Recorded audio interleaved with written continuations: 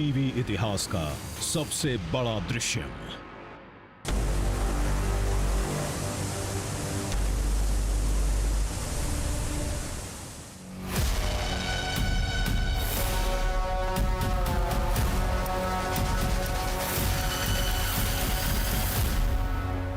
यकीन मानिए 14,000 फीट की ऊंचाई पर जब मैं बैठा हूं और जो दृश्य मैं देख रहा हूं ये इतना खूबसूरत है कि आप यकीन नहीं कर सकते। टीवी इतिहास की सबसे बड़ी चुनौती।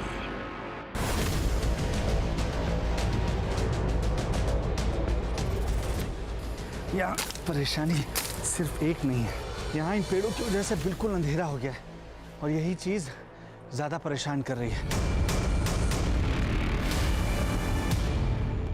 दोनों तरफ खाई, इधर भी और इधर भी। टीवी इतिहास का सबसे बड़ा जोखिम। जिसने एवरेस्ट बेस कैंप किया है खुद एक्सेप्ट किया कि this is more tougher than those treks. क्या हुआ? आराम से, सीधा मत करो, बहुत दर्द हो रहा है।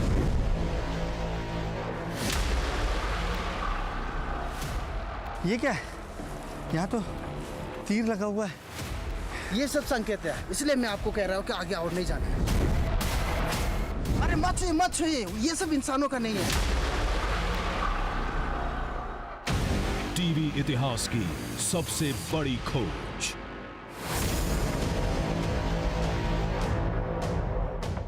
जिन 7 झीलों का दावा किया जाता है कि ये स्वर्गारोहिणी का रास्ता है। पांडव भी यहीं से गया था, आपको 6-7 दिख गया तो आपको स्वर्ग दिख जाएगा वहाँ पे।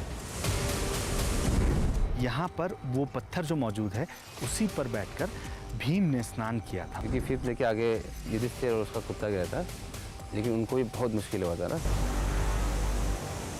हम आगे उन पहाड़ों के पीछे जाने वाले हैं जो जन्नत है, जो स्वर्ग है, जहाँ धर्मराज युधिष्ठिर तो गए थे लेकिन और कोई जाता नहीं है।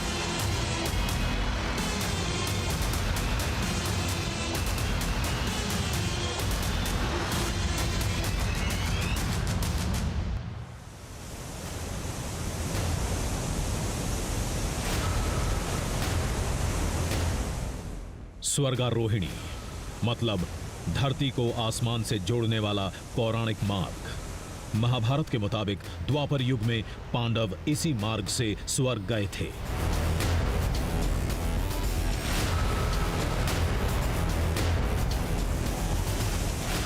लेकिन कामयाबी केवल धर्मराज युधिष्ठिर को मिली थी।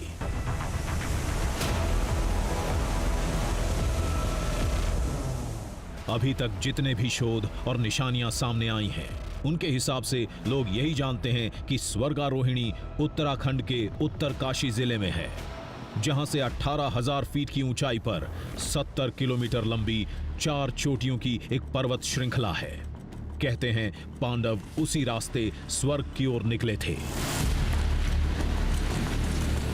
लेकिन आज हम स्वर्गारोहिणी का जो दृश्यम दिखाने जा रहे हैं वो देश के धर्म विद्वानों, इतिहासकारों और पुरातत्वविदों को चौंका देगा।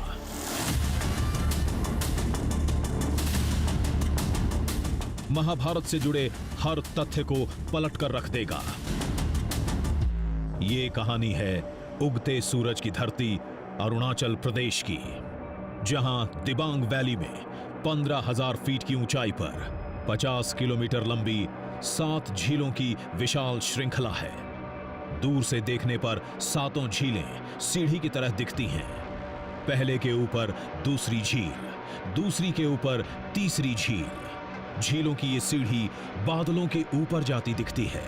उन 7 झीलों को वहां की लोक कथाओं में स्वर्गारोहिणी के 7 चरणों का नाम दिया गया है।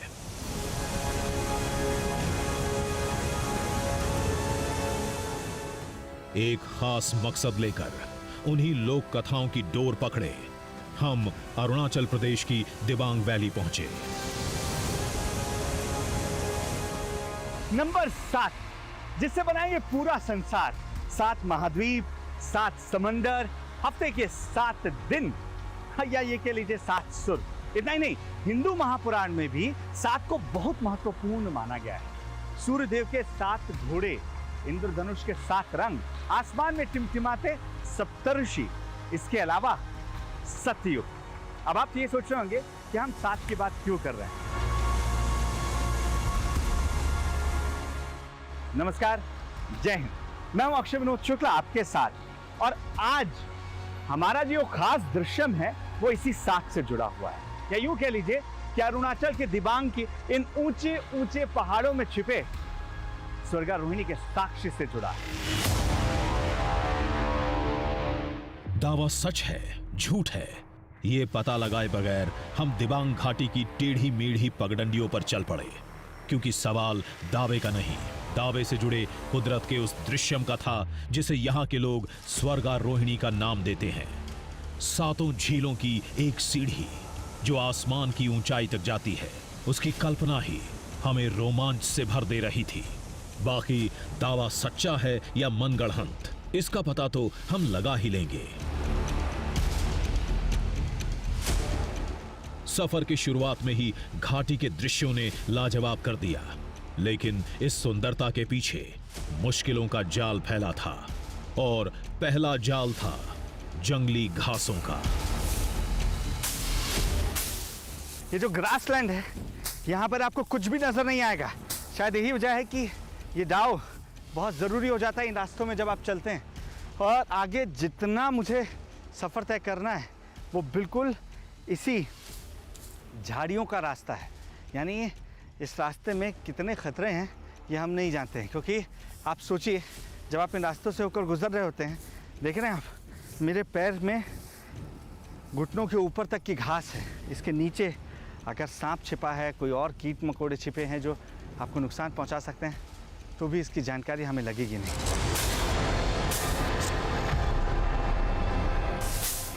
जंगली घासों को काटते ही उसमें छुपी मक्खियों ने हमला कर दिया।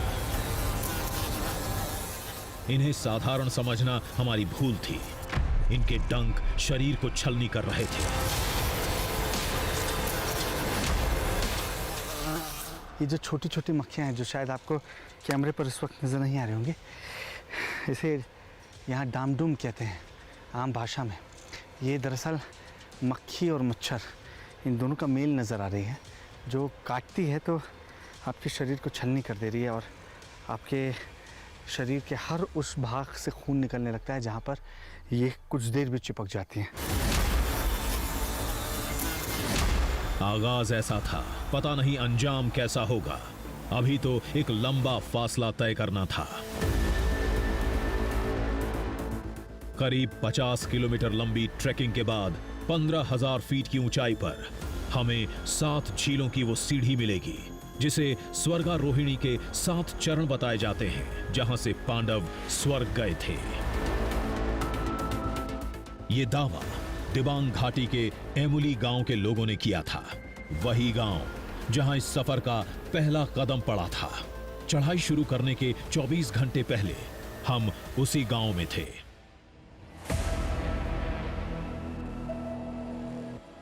जहां गांव का हर बाशिंदा गर्व के साथ महाभारत के उस साक्ष्य की कहानी सुना रहा था।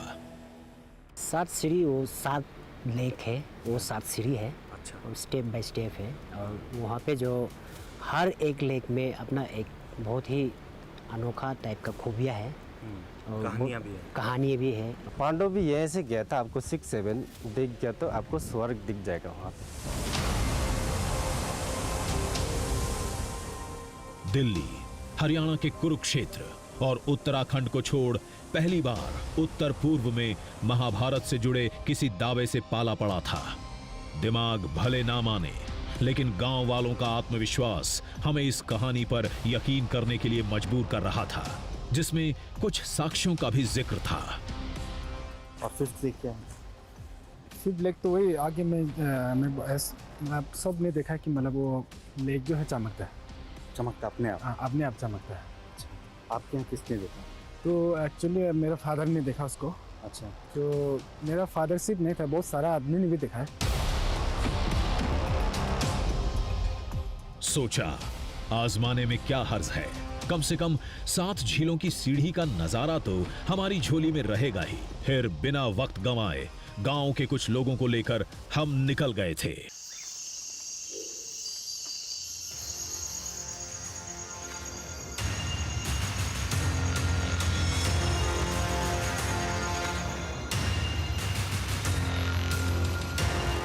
गांव के ख्यालों से बाहर निकले तो सामने घना जंगल था, इतना घना कि भरी दोपहर रात जैसी लग रही थी।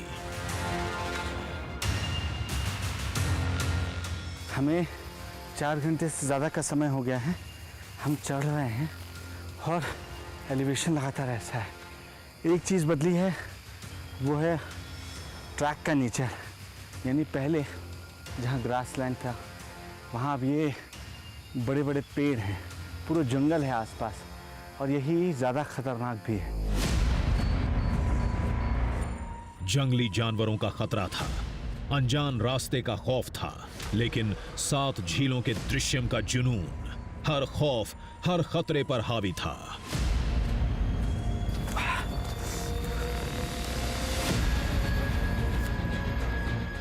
वैसे भी हमारा अनुभव कहता है, जितनी ज्यादा तकलीफ उतना ही शानदार दृश्यम।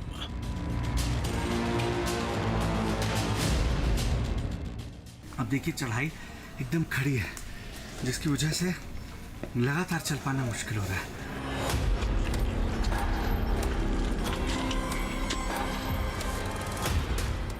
घना जंगल, बारिश, कीड़े मकोड़े, जानवरों का खतरा, राह में कई बंदिशें थीं।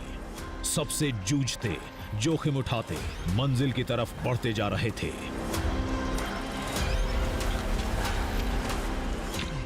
यहाँ बिल्कुल रास्ता ही नहीं है, इस पेड़ से होकर जाना है आपको।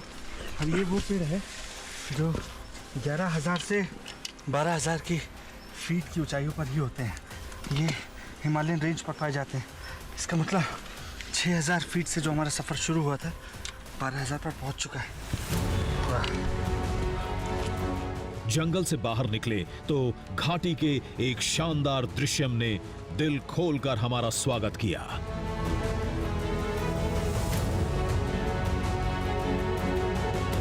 वाह, ये बहुत खूबसूरत है। यहाँ छोटे छोटे सफ़ेद फूल हैं, साथ ही साथ बीच बीच में जो नीले फूल हैं वो इसकी खूबसूरती को और बढ़ा रहे हैं। और यहाँ ऐसा लग रहा है कि बादलों का पूरा गढ़ है। मैंने जन्नत तो देखा नहीं, लेकिन ये नज़ारा जन्नत के नज़ारे से कम नज़र नहीं आ रहा है।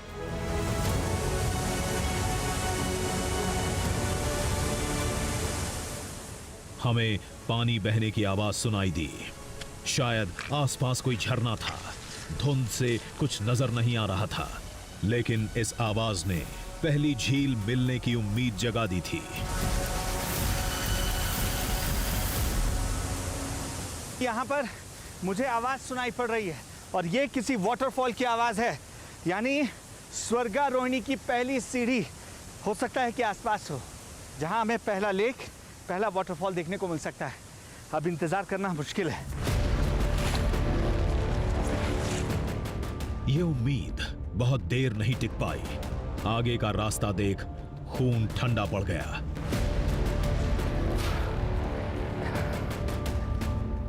पथरीले रास्तों का थर्रा देने वाला सफर शुरू हुआ।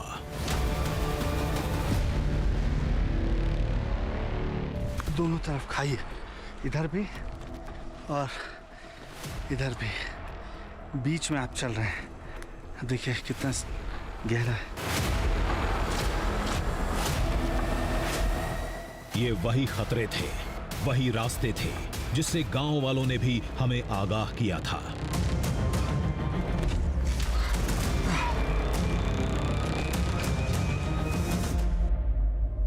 जिसने एवरेस्ट बेस कैंप किया है, उसके बाद KGL ट्रेल जो किया है, उन लोग ने भी यहाँ पर आया है, और उन लोग ने खुद एक्सेप्ट किया कि this is more tougher than those tracks. अगर आप स्टेप्स में जरा भी आपका गड़बड़ होता है तो आपका लेग क्रैम्प हो सकता है, या तो फिर टूट भी सकता है। खतरों से अपना पुराना याराना है। अगर मकसद बड़ा हो तो बहुत कुछ दांव पर लगाना पड़ता है। फिर भी हम सतर्कता के साथ पहली झील की तरफ बढ़ते जा रहे थे। अब सोचिए, जब ये जगह कितनी खूबसूरत है तो वो जगह कितनी खूबसूरत होगी जिसे स्वर्गारोहिणी कहा जाता है। यहाँ आज तक कोई भी टेलीविजन का कैमरा नहीं पहुँचा और यहाँ पहुँचने का रास्ता इतना खतरनाक है। हर 10 कदम पर ऐसे स्टीप चट्टानों से आपका सामना होता है।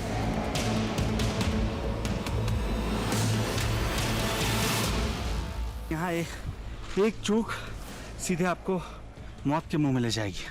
आप इस खाई में गिरते हैं तो शायद आपको खोजने वाला भी कोई ना हो।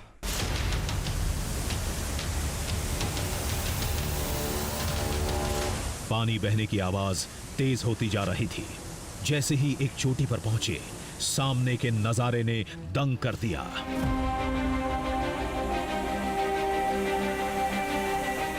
कुदरत की मुट्ठी में कैद पहली झील का दृश्यम हमारे सामने था। ये बहुत बड़ा था, बहुत बड़ा। इतनी बड़ी झील यकीन नहीं हो रहा था।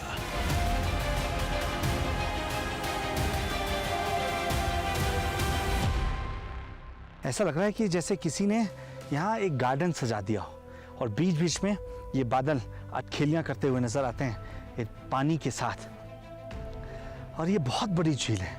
गांव वालों का ये कहना है कि यहाँ किसी भी झील की गहराई मापी नहीं जा सकी है, क्योंकि लोग इसे आस्थापूर्वक पूजते भी हैं और यही वजह है कि इस पर उतरने की कोई गलती नहीं करता है, या ये कह लीजिए कि आस्था की वजह से कोई उतरना नहीं चाहता है।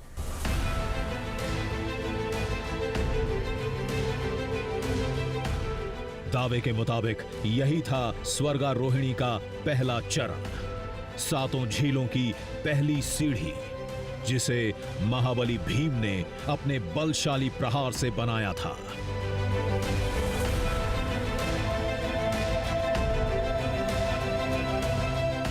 इसी झील में वो शिला है जिसे महाभारत से जुड़ा साक्ष्य बताया जाता है। माना यह जाता है कि यहाँ नीचे आपको जो पत्थर नजर आ रहा है, दरअसल उसे ये भीमशिला कहते हैं। जब यहाँ पांडव पहुँचे थे उस वक्त यहाँ पर वो पत्थर जो मौजूद है उसी पर बैठकर भीम ने स्नान किया था और उसके बाद वो पूजा पाठ में लगे थे। वो पत्थर आज भी यहाँ इस पहली लेक के बीचों बीच स्थित है।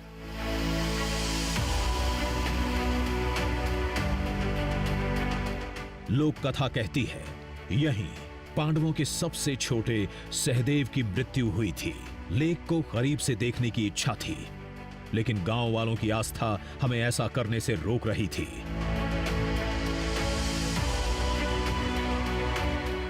वैसे भी हमारे पास ज्यादा वक्त नहीं था। अभी 6 झीलों का सफर बाकी था। ये झील मिल गई है तो अब हमारी उम्मीदें दोगुनी हो गई हैं। दोगुनी इस लिहाज से क्योंकि इस झील का जो पानी आ रहा है वो यहाँ से धीमे धीमे बहता आ रहा है और ये हमें अब बाकी झील की ओर लेकर जाएंगे। अब हमारा रास्ता कठिन बेशक होगा, लेकिन कम से कम हमें ये मालूम है कि किस दिशा में हमें आगे बढ़ना है। पहली झील देखने पर जोश दोगुना हो चुका था, लेकिन दिमाग के कोने में सवाल अभी भी दस्तक दे रहे थे। हस्तिनापुर, इंद्रप्रस्थ, लाक्षागृह, कुरुक्षेत्र, महाभारत की हर निशानी देश के उत्तरी हिस्से में है। फिर स्वर्गारोहिणी उत्तर पूर्व में कैसे हो सकता है? हालांकि इस रास्ते के भौगोलिक हालात भी कुछ वैसे ही थे जैसा महाभारत के महाप्रस्थानिक पर्व में लिखा है, जब पांडव स्वर्ग जाने के रास्ते में थे। देखते हैं आखिर में क्या हाथ लगता है।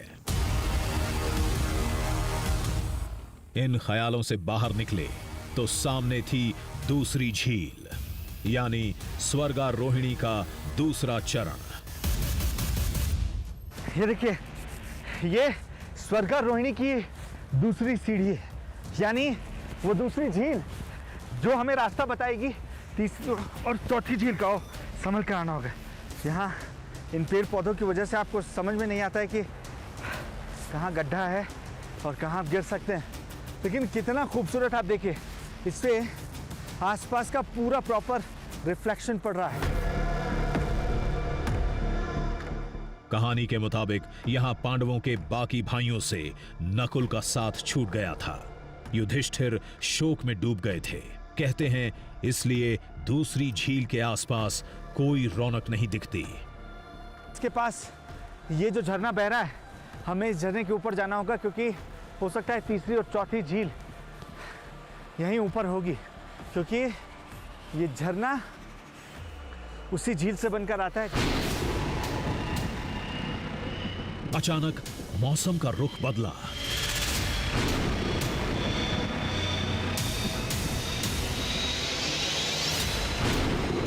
बादलों की ये गुर्राहट भी हमारे कदम नहीं रोक पाई।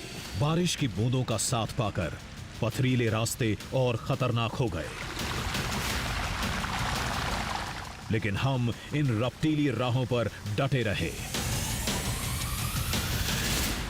आगे बढ़ रहे हैं, अभी लेकर कर रहे हैं, कठिनाई बढ़ती जा रही है।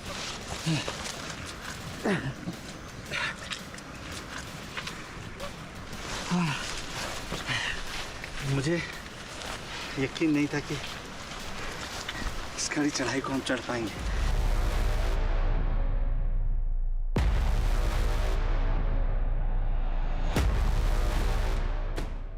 तीसरी झील के लिए बहुत मेहनत नहीं करनी पड़ी, कुछ ही दूर पर मिल गई। हमने आपसे वादा किया था कि हम आपको वो दृश्य दिखाएंगे जो स्वर्गारोहिणी की 7 सीढ़ियों से जुड़ा हुआ है, जिसके साक्ष्य आज भी मौजूद हैं। देखिए, उनमें से एक साक्ष्य मेरे ठीक पीछे मौजूद है। ये तीसरी सीढ़ी के रूप में जाना जाता है।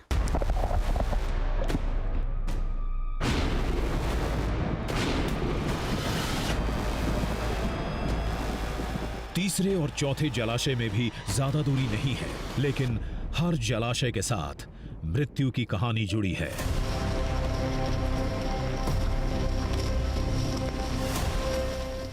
बारिश से लुका छिपी जारी थी। इस बीच हम चौथे सरोवर पर पहुंचने में कामयाब रहे।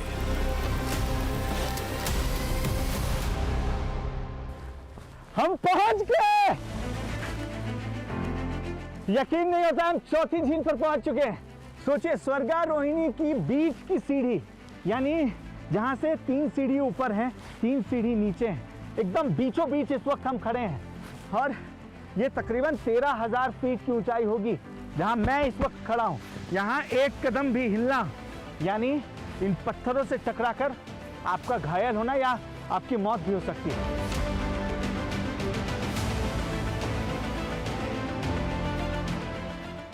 महाभारत की कथा भी यही कहती है। कभी मुश्किल रास्तों पर चलते हुए, कभी ऊंचाई से एक एक करके सभी भाई और द्रौपदी युधिष्ठिर का साथ छोड़ते गए।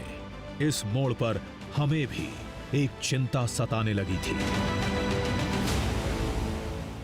तमाम जद्दोजहद, तमाम कठिनाइयाँ जो बार बार आपको ये सोचने पर मजबूर कर रही थी कि आप आगे पहुंच पाएंगे भी या नहीं। और तकरीबन 10 घंटे ट्रैवल करने के बाद हम यहाँ पहुँचे हैं।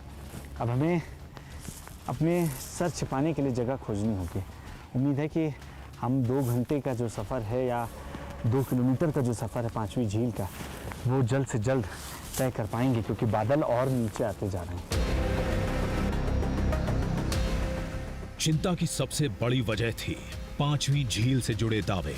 गांव वालों के मुताबिक उस सरोवर तक सुरक्षित पहुंचना सबसे ज्यादा मुश्किल है। किसी तरह सुरक्षित पहुंच भी गए तो वहां टिकना नामुमकिन है। कुछ न कुछ ऐसी घटनाएं होती हैं जो वापस लौटने के लिए मजबूर कर देती हैं।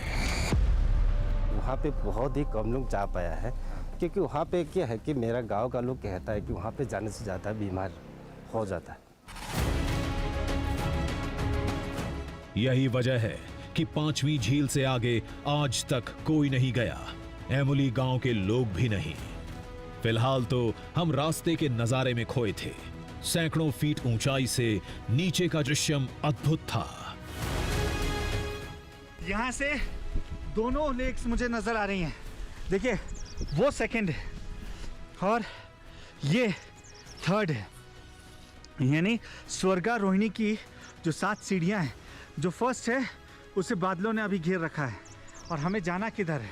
देखिए हमें जाना इस ओर है, पीछे यहाँ 4th है और उसके बाद वहीं से 5वीं 6वीं और 7वीं उन लेक्स का रास्ता आएगा।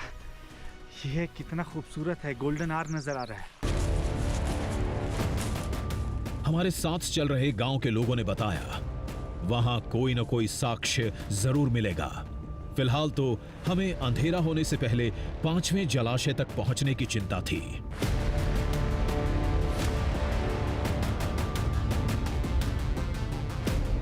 चंद मिनट बाद हमें झील की 5वीं सीढ़ी मतलब स्वर्गारोहिणी के 5वें चरण की झलक मिली। 5वीं झील कई मायनों में महत्वपूर्ण है। सबसे पहली चीज़ जो स्वर्गारोहिणी की कहानी से जुड़ती है वो ये कि ये वो झील है जिसके बाद इसके ऊपर पांडवों में सिर्फ धर्मराज युधिष्ठिर और उनका श्वान यानी कि कुत्ता ऊपर जा पाया था। बाकी पांडव 5वीं झील के ऊपर नहीं जा पाए थे और यही वजह है कि इसे लेकर तमाम किस्से और कहानियाँ देखने को मिलते हैं, सुनने को मिलते हैं और साथ ही साथ लोग बताते हैं कि आज भी यहाँ पर कुछ साक्ष्य आपको देखने को मिल सकते हैं जो पांडवों से जुड़े हो सकते हैं। हमें बताया गया था कि इस झील में चमक दिखती है जिसे गांव के लोग पांडवों से जोड़ते हैं। लेक जो है चमकता है, चमकता अपने आप? हाँ, अपने आप चमकता है। आपके यहाँ किसने देखा?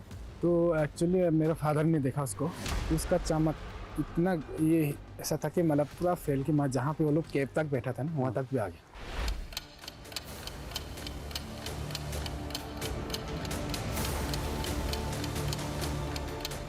घंटों बीत गए लेकिन हमें कुछ नहीं दिखा। नीचे जाकर देख नहीं सकते। गांव वालों ने हिदायत दी थी। सच कहें तो पहली झील पर भीमशिला छोड़ एक भी साक्ष्य नहीं मिला। फिर भी एक उम्मीद थी। अंतिम 2 जलाशय बचे थे। हमने सोचा आज रात यहीं कहीं गुजारते हैं, सुबह होते ही आगे रवाना हो जाएंगे। लेकिन एक परेशानी खड़ी हो गई। आगे जाने के हमारे फैसले से साथ आए गांव के लोग नाराज हो गए। उन्होंने साफ इनकार कर दिया। और अगर हम जाना चाहें तो आप साथ नहीं होंगे? नहीं, हम साथ नहीं होंगे। हम लोग तो यहाँ से ही निकल जाएंगे क्योंकि हम लोग कुछ नियम है जो हम लोग को मानना बहुत ज़रूरी है। इन झीलों में इनकी गहरी आस्था है। देवों के बसने की मान्यता है। खौफ और आस्था की वजह से 5वीं झील से आगे कोई नहीं जाता। जिसने भी कोशिश की बुरे हालात के हाथों फंसता चला गया। ये चेतावनी हमें नीचे भी मिली थी। तो देखिए मेरा पर्सनल सजेशन होगा कि आप 5th लेक तक से आगे मत जाइए ना। एक्चुअली 5th लेक तक पहुंचना भी बहुत ही ज़्यादा मुश्किल है क्योंकि 5th लेक के आगे युधिष्ठिर और उसका कुत्ता गया था, लेकिन उनको भी बहुत मुश्किल हुआ था ना। लेकिन मेरा पर्सनल सजेशन है आप 6 और 7 तरफ मत जाइए।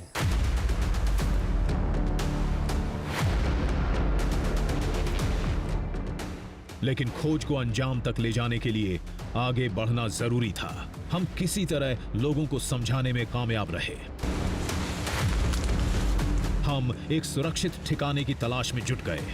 अब आगे जो होने वाला था उससे पूरी कहानी एक नया मोड़ लेने वाली थी। इसी रास्ते आगे बढ़ना है ना?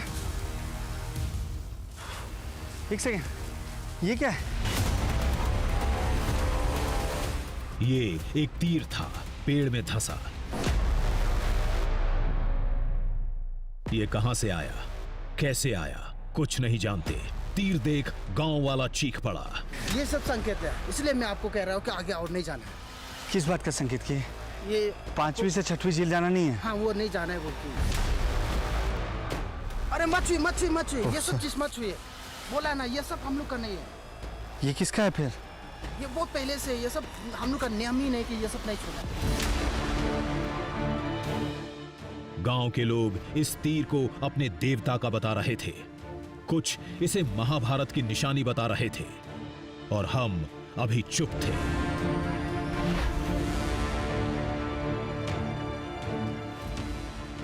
जैसे ही आगे बढ़े एक और बाण मिला, पास में दूसरा भी था।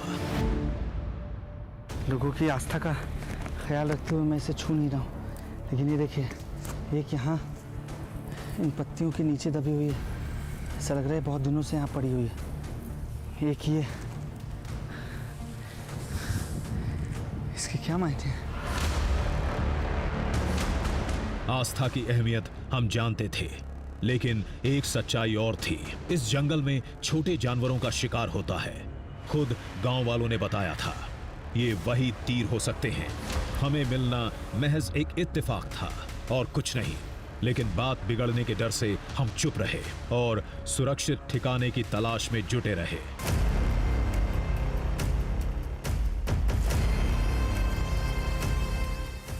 कुछ नहीं मिला तो थक हार कर एक बड़ी चट्टान के नीचे लेट गए। थकान की वजह से जल्द ही आंख लग गई।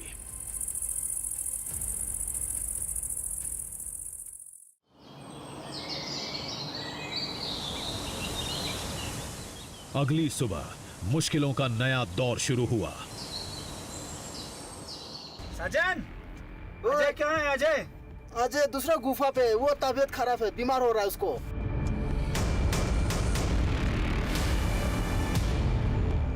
कल गांव वालों को मनाने में वक्त चला गया, अब सहयोगी की तबीयत खराब। ये रोड़े हमारा रास्ता बार बार रोक रहे थे। सहयोगी को दवा देकर कुछ देर आराम कराया।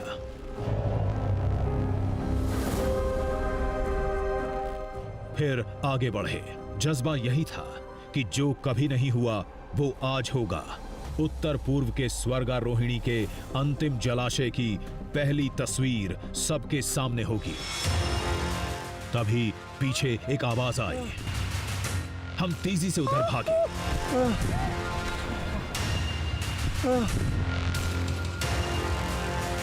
शायद कोई हादसा हुआ था। ये कैमरामैन अजय थे। पता नहीं कैसे फिसल कर गिर गए। चोट पैर में लगी थी। सीधा मत करो, बहुत दर्द हो रहा है। हिम्मत रखो, हिम्मत रखो। चढ़ाई तो दूर, एक कदम चलना मुश्किल था। करो अजय। नहीं नहीं, कोशिश करो। नहीं, बहुत दर्द हो रहा है। नहीं, नहीं। लेकिन हम रुकने वालों में से नहीं थे। कुछ देर ठहरे, दर्द का इलाज किया, फिर थोड़ा आराम और कुछ देर बाद फिर से मंजिल की राह थे।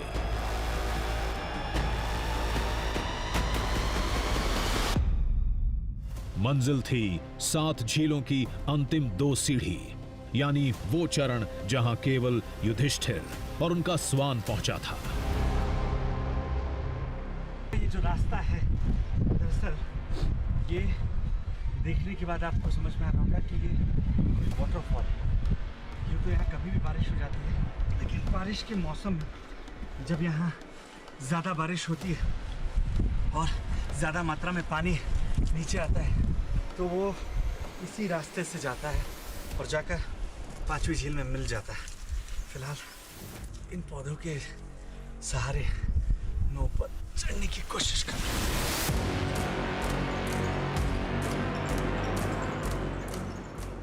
सफर का ये अंतिम मोड़ बहुत ही खतरनाक था। कई बार गिरे, फिसले, संभले। कुछ वक्त बाद वो दृश्य हमारे सामने था।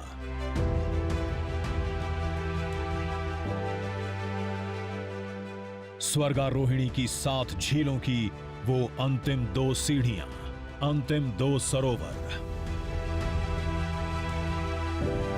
ये वही स्वर्गारोहिणी की आखिरी 2 सीढ़ियां हैं, यानी लेक नंबर 6, लेक नंबर 7, जिसके जरिए माना जाता है कि युधिष्ठिर अपने श्वान यानी कुत्ते के साथ स्वर्ग की ओर गए थे। और लोगों का मानना है कि इस पहाड़ के ऊपर वो हिस्सा है जो स्वर्ग कहलाता है, जहां जाना किसी के लिए मुमकिन नहीं। और अब इस दृश्यम को समेटने के बाद, इस भावुक पल से लड़ने के बाद, हमने ये ठान लिया है कि वो दृश्यम भी हम आपको दिखाएंगे। हमें अभी और आगे जाना था, वहां तक दावे के मुताबिक जहां से युधिष्ठिर अपने स्वान के साथ स्वर्ग के लिए धरती से आखिरी बार मुड़े थे। उससे पहले हमने आखिरी दोनों झीलों को जी भर कर देखा, इनकी खूबसूरती को निहारा, फिर आगे बढ़ चले। हम आगे उन पहाड़ों के पीछे जाने वाले हैं जहां माना जाता है कि सिर्फ और सिर्फ बादलों का डेरा है, जो जन्नत है, जो स्वर्ग है, जहां धर्मराज युधिष्ठिर तो गए थे लेकिन और कोई जाता नहीं है। लेकिन हम अब उस दृश्यम को भी आपको दिखाएंगे।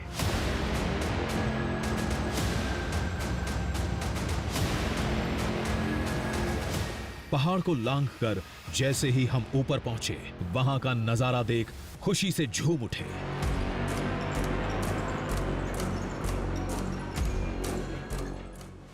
हम बादलों के ऊपर थे, ठीक वैसी ही जगह, वही दृश्यम जिसका दावा गांव वालों ने किया था।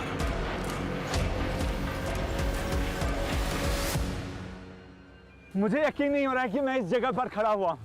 आप देखिए, मैं जिस ऊंचाई पर हूं, मेरे नीचे सिर्फ बादल हैं और आपको गिने चुने पीक्स नजर आ रहे होंगे जिनमें सूरज की रोशनी जब पड़ रही है ऐसा लग रहा है कि सोने की ये तमाम पीक्स बनी हुई हैं जो चमक रही हैं। अगर स्वर्ग की कल्पना होगी तो शायद यही होगी। और ये दृश्यम मुझे नहीं लगता है कि देश के किसी हिस्से में आपको देखने को मिला होगा। वो जगह जिसके बारे में लोगों ने सुना तो है लेकिन यहाँ मिलने वाले साक्ष्य को लोगों ने देखा नहीं था, जहाँ पहली बार TV9 भारतवर्ष का कैमरा पहुंचा है, जो आपको ये दृश्यम दिखा रहा है। और यही है स्वर्गारोहिणी का दृश्यम। गांव वालों ने बताया था, स्वर्गारोहिणी की अंतिम सीढ़ी मतलब अंतिम झील बादलों के उस पार चली जाती है।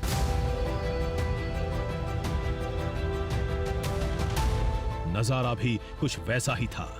16,000 फीट की ऊंचाई पर, 7वें जलाशय से ऊपर, हम जमीन के जिस टुकड़े पर खड़े थे, बादल उससे नीचे थे।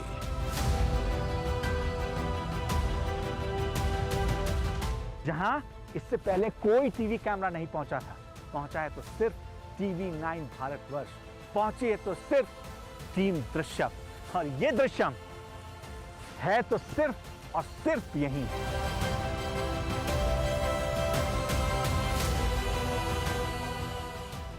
यहां का नजारा अविश्वसनीय था, अद्भुत था। जिन 7 झीलों की सीढ़ी का दृश्यम हमने नीचे से देखा था, हम उसके सबसे ऊंचे पायदान पर थे। एक नए दृश्यम की खोज ने हमें जोश से भर दिया था।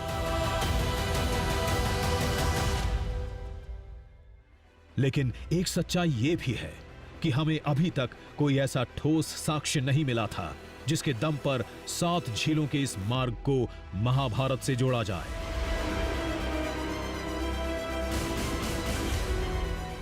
लेकिन एक पूरा गांव सीना ठोक कर दावा कर रहा है, तो इस पर गंभीरता से शोध होनी चाहिए, क्योंकि महाभारत से देश के उत्तर पूर्व छोर का भी नाता रहा है। महाभारत में आदि पर्व के 67वें अध्याय में श्री कृष्ण की पत्नी रुक्मिणी के पिता राजा भीष्मक का जिक्र है, जिनका भीष्मक नगर आज अरुणाचल प्रदेश में लोअर दिबांग वैली का एक छोटा कस्बा है। ग्रंथ बताते हैं कि अश्वमेध यज्ञ के सिलसिले में अर्जुन मेघालय गए थे, जिसका जिक्र जैमिनी महाभारत के अश्वमेध पर्व में है, जिसे वेद व्यास के एक शिष्य ने लिखा था। कहा तो यहां तक जाता है कि हाथी की पीठ पर युद्ध लड़ने का कौशल पूर्वोत्तर के किसी महारथी द्वारा ही कुरुक्षेत्र के मैदान तक पहुंचा था।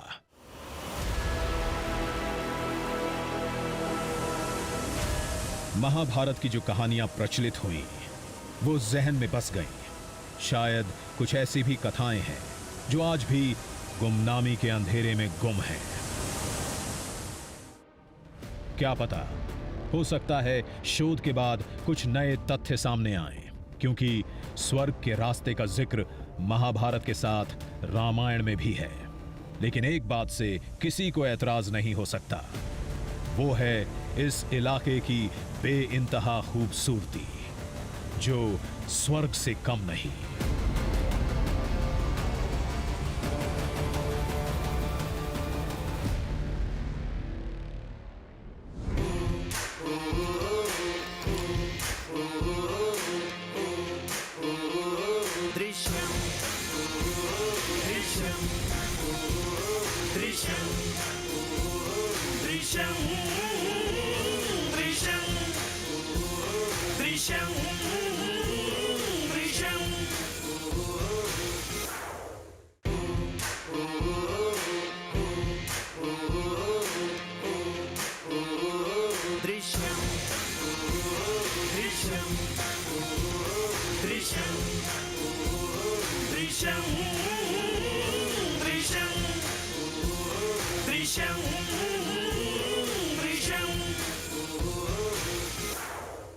दृश्यम